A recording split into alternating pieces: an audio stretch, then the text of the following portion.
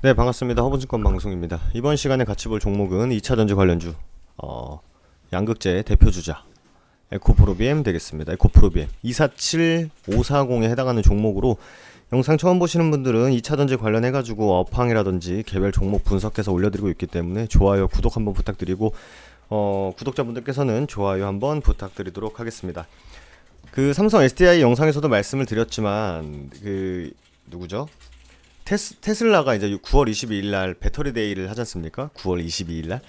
그래서 이제 배터리를 자체 생산을 하지 않을까, 테슬라에서 이렇게 테슬라 차에서 배터리 들어가는 거 자체 생산을 하지 않을까, 그리고 보다 싼 가격에 만들지 않을까라는 우려감으로 인해서 2차 전지 관련주들이 대부분 마이너스 5% 시작한 날이 있었습니다. 근데 뭐 누구죠?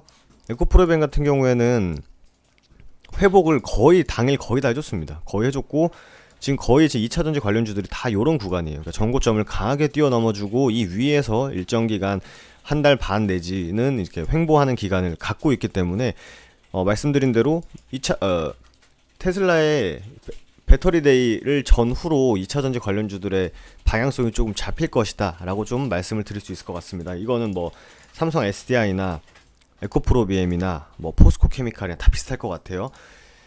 근데 이제 에코프로비엠 같은 경우에는 여기 나와 있죠. 니켈, 코발트, 알루미늄 양극 소재 분야에서 스미모토에 의해서 세계 2위의 시장 점유율을 확보하고 있는데, 이 스미모토는 이제 테슬라에 납품을 하고 있는 회사입니다. 네, 거기에 이제 2위니까 나쁘지 않죠. 그리고 국내 업체들 중에는 하이니켈 양극재를 전기차용으로 가장 먼저 상용화한 기업이 바로 이 에코프로비엠입니다. 원래 이제 에코프로에서 이제 나왔죠. 그리고 에코, 친환경의 에코의 BM, 배터리 머티리얼 해가지고 에코프로 BM이에요. 네, 모르시는 분도 계셨을 것 같은데, 네, 그래서 이제 친환경, 전기, 2차 전지 뭐 이런 느낌입니다. 그래서 하이니켈 양극재 같은 경우는 전기 자동차에도 쓰고 있고, 뭐 에너지 저장 장치에도 쓰고 있는데, 이 산업 모두 뭐 앞으로 성장성이 기대되는 산업이기 때문에, 네, 뭐 기술력도 보유하고 있고, 거래처도 확실하고, 또 뭐죠? 네, 공장도 늘리고 있고, 뭐 좋습니다, 에코프로빈. 그래서 뭐 그 댓글 보니까 전기차 관련주 중 하나를 선택하시려면 하려 하시면 어떤 걸 하시겠어요? 라고 이제 질문을 하신 분이 계신데, 뭐 저는 에코프로비엠 할 것 같아요. 예, 에코프로비엠이 좋고 기술력도, 물론 삼성 SDI랑 에코프로비엠 둘 중 하나를 할 것 같은데, 둘 다 좋아요. 둘 다 좋기 때문에 크게 뭐 이게 좋니 내가 좋니 하는 것보다는 얼마나 매출처가 확실한가, 그리고 얼마나 투자를 잘하고 있고 그 투자에 대해서 성과가 얼마나 나올 것인가, 이렇게 보시면 될 것 같습니다. 기술력, 그리고 뭐 그 기업의 경영자의 마인드, 뭐 이렇게 하고 있는데, 삼성 SDI 같은 경우에는 이제 삼성 그룹 내에서 아주 빵빵하게 지원을 해주고 있는 거고, 에코프로비엠은 단단하게 기술력을 갖고 있는 회사고, 거기에 이제 좀 약간 온도 차이가 있지 않나 생각이 됩니다. 그래서 사실 전기차의 가장 큰 포인트는 내가 한번 충전했을 때 얼마나 오래 달릴 수 있는가가 중요하지 않겠습니까? 그렇기 때문에 주행거리 확보를 위해서 하이니켈 양극재 수요는, 뭐 이거는 사실 두말하면 잔소리다, 이렇게 좀 말씀을 드릴 수 있을 것 같아요. 그리고 이제 양극재 2차 전지에 4개의 핵심 소재가 있지 않습니까? 양극, 음극, 전해질, 분리막. 근데 여기 양극재를 메인으로 하는 기업이에요, 에코프로비엠은. 근데 이 양극재 같은 경우에 전체 소재의 한 40% 정도 비중을 차지하고 있거든요. 네. 진입 기술력도 좀 높아야 되고 하니까, 뭐 에코프로비엠의 기술력이라면, 물론 스미모토라는 그 기업이 테슬라에 납품하고 있어서 여기에 이어서 2위 시장 점유율인데, 스미모토가 한 40% 정도 되거든요, 점유율이. 근데 요게 지금 전망치가 한 30대 중후반, 한 요 정도로는 떨어질 거다라는 전망이 있어요. 그럼 여기를 누가 과연 치고 들어가냐. 요번에 5G 같은 경우도 똑같죠. 미국이 화웨이를 두들겨 팼을 때 거기 과연 삼성이 들어갈 수 있냐 없냐, 그런 것처럼 이 스미모토, 네, 스미모토가 시장 점유율이 작년에 한 40 몇 프로였어요. 19년도에 40 몇 프로인데, 이게 지금 좀 떨어질 수도 있을 것이다라는 우려가 있는데, 물론 뭐 코로나로 인해서 에코프로비엠도 조금 떨어졌지만, 그래도 여기 1등 따라잡는 맛이 좀 있지 않겠습니까? 그래서 이게 에코프로비엠이 좀 할 수 있지 않을까 라고 이제 기대를 한번 해볼 수 있을 것 같습니다. 그리고 이제 SK 이노베이션이랑은 이제 니켈 함유량 80짜리, 니켈, 코발트, 망간에 요게 80짜리 하이니켈이죠, 당연히 이거를 공급하고 있고, 삼성 SDI랑은 이제 합작법인을 설립하죠. 그래서 니켈, 코발트, 알루미늄을 공급을 하고 있습니다. 그래서 이 기사 한번 같이 보도록 할게요. 이거는 이제 최근 기사는 아니고요. 2월 기사인데 삼성 SDI, 에코프로비엠, 하이니켈 양극재 토전, LG화학의 아성을 뒤집나. LG화학은 즉 2차전지 관련해서 시장 점유율 1등입니다. 삼성 SDI와 에코프로비엠 니켈 함량의 80% 이상 하이니켈 전지를 위한 에코프로 EM을 생산하기로 결정을 했다. 그래서 이사에서 결의를 했고 합봉 비율은 SDI는 40, 에코프로 EM이 60. 코발트가 비싸거든요, 여러분들. 그래서 요번에 뭐 테슬라도 그 리튬 해가지고 코발트를 물론 뭐 기가팩토리 엄청나게 많이 샀지만 궁극적으로는 배터리의 원가를 줄이려고 많이 노력을 해요. 그래서 코발트가 상대적으로 비싼 금속이기 때문이다. 몇 년 전부터 전기차 전지업계는 원가 절감 중요하죠. 성능 개선 중요하죠. 양극재 값비싼 코발트 함량을 줄이고 니켈 함량을 높이는 작업을 진행했다. 그래서 계속 하이니켈 하는 거거든요.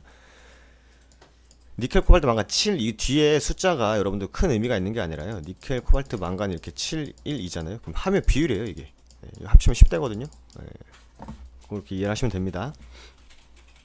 이거 나오네요. 네. 그래서 LNF가 뭐 요번에 9 막 만드네 마네 해가지고 엄청나게 이슈가 됐었죠. 뭐 많이 주가도 많이 올랐고. 니켈 함량이 높아지면 밀도는 높아지지만 안정성이 떨어집니다. 그래서 하이니켈 전지는 모바일용이 대부분이었는데 에코프로임이 처음 모바일용 하이니켈 양을 생산하다가 지금 전기차가 지금 핫하니까 2월 기사니까 2월 기사라는 거 좀 참고해 주시고 전기차용으로 확대할 것을 못다. 그래서 SDI와 LG화학에 비해 하이니켈 2차전지 분야에선 뒤지는 것을 알려줬는데 이번 합작 법인 설립으로 도전을 한다. 그래서 2021년까지 투자할 예정이고요. 포항에 있죠. 지금 경상도 쪽에 사실 좀 많은 것 같아요, 공장들이. 그것도 얘기했었을 텐데 안 했나? 했을 겁니다. 안 했나 보네. 포항에도 있고 뭐 포스코 케미칼은 원래 뭐 포스코 쪽은 이제 경상도 쪽이니까 뭐 지역 비하 발언 아니고요. 지역 얘기 아니라 그 위치에 있다라고 보시면 될 것 같습니다. 그래서 요번에 이제 그 양극재들의 소재를 한번 같이 보면요. 여기 보시면 여기 보시면 양극재 소재별 특성 이렇게 있어요. 그러니까 우리가 익히 볼 수 있는 니켈, 코발트, 알루미늄, 니켈, 코발트, 망간. 근데 요번에 이제 테슬라 데이에서 LFP 요거를 과연 어떻게 발표를 하는지 이거 보시면 코발트를 안 쓰고요. 철을 사용하기 때문에 저렴한 거예요.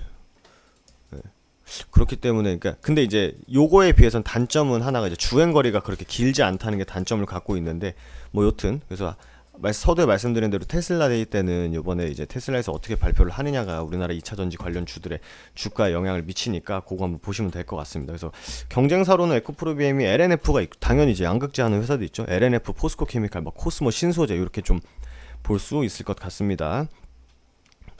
그리고 요거 한번 볼까요?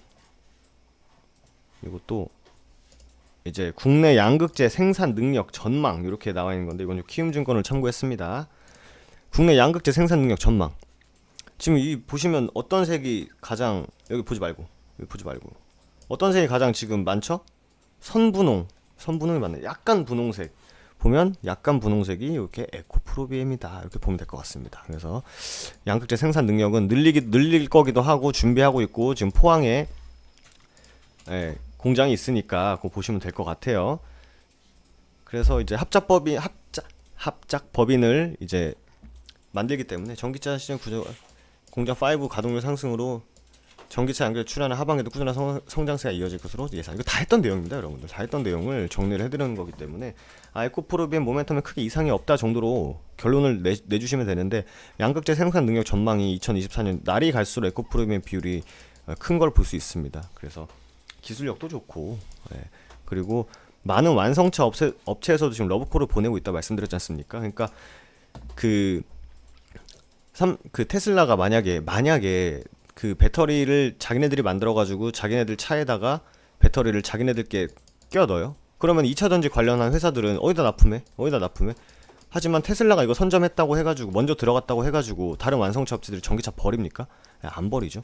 그리고 이미 기술력도 어느 정도 개런티가 되는 회사이기 때문에 어떻게 보면 경쟁을 더 가속화해서 물량을 더 많이 찍어내야 될 수 있는 상황도 긍정적인 상황도 볼 수 있다.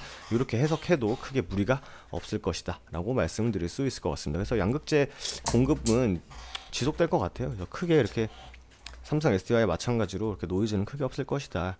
그리고 삼성 SDI랑 SK 이노베이션에 다 납품도 하고 있고, 삼성 SDI랑은 말씀드린 대로 합작 법인을 설립할 예정이기 때문에 고 이슈까지 보면은 단기적으로 시장 상황에 따라서 좀 위아래 등락폭이나 테슬라의 배터리 대여와 같은 단기적인 노이즈로 인해서 주가 하락은 할 수 있지만, 보시는 바와 같이 마이너스 5% 시작했거든요. 근데 당일 바로 회복해준 흐름까지 보시면 그냥 주주분들은 2023년, 2025년까지 푸근하게 들고 가시면 될 것이다 라고 말씀드릴 수 있을 것 같습니다. 네, 그래서 여기도 있네요. 공장들 다 설명했던 공장들입니다. 네, 그래서 뭐 한번 그 모멘텀 정도만 체크하고, 맨 처음에 말씀드린 이제 배터리데이 9월 22일이거든요. 그 전후로 주가 변동성을 보일 수 있으니까 그 부분 참고만 하시고 푸근하게 들고 가시면 문제 없을 것이다 라는 말씀 드리면서 이번 영상 마무리하도록 하겠습니다.